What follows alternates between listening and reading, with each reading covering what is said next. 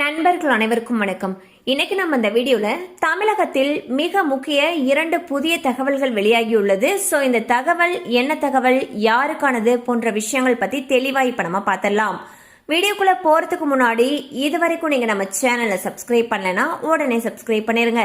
அப்படியே பக்கத்துல இருக்கக்கூடிய பெல் பட்டனையும் கிளிக் பண்ணிருங்க. அப்பதான் நாங்க போடக்கூடிய அனைத்து பயனுள்ள தகவல்களும் உங்களை கரெக்ட் டைம்க்கு ரீச் ஆகும். இப்ப வாங்க வீடியோக்குள்ள போலாம்.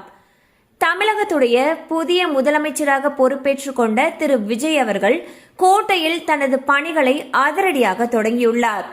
பதவியேற்ற கையோடு மக்கள் நலன் சார்ந்த 3 முக்கிய கோப்புகளில் அவர் கையெழுத்திட்டுள்ளார்.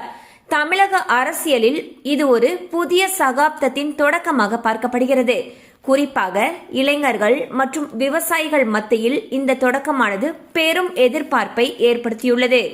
இதேபோல பயிர்க்கடன் தள்ளுபடி உள்ளிட்ட அறிவிப்பும் வெளியாகும் என்று எதிர்பார்க்கப்படுகிறது.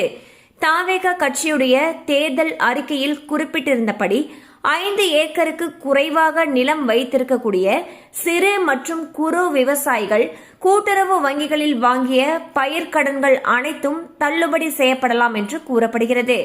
இந்த அறிவிப்பு கடன் சுமையில் இருந்த லட்சக்கணக்கான விவசாய குடும்பங்களுக்கு ஒரு மிக பெரிய நிம்மதியை தந்துள்ளது. விவசாய கடன் தள்ளுபடி மட்டுமல்லாமல் சமூக நலன் சார்ந்த மற்ற கோப்புகளிலும் முதல்வர் கவனம் செலுத்தியுள்ளது குறிப்பிடத்தக்கது. தேர்தல் வாக்குறுதிகளை பதவியேற்ற முதல் நாளிலேயே செயல்படுத்த தொடங்கியிருப்பதும் அவருடைய நிர்வாக திறமைக்கும் மக்கள் மீதான அக்கறைக்கும் சான்றாக அமைந்துள்ளது.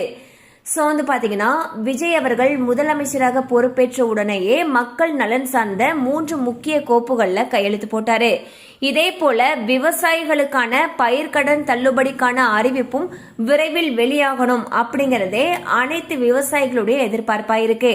கண்டிப்பா அந்த அப்டேட் உங்களுக்கு பயனுள்ளதா இருந்திருக்கும் நம்புறோம். மேலும் இது போல அப்டேட்ஸ் உங்களை உடனே ரீச் ஆகணும்னு நினைச்சீங்கன்னா நம்ம சேனலோட தொடர்ந்து இணைந்திருங்கள். தேங்க்யூ ஃபார் வாட்சிங்.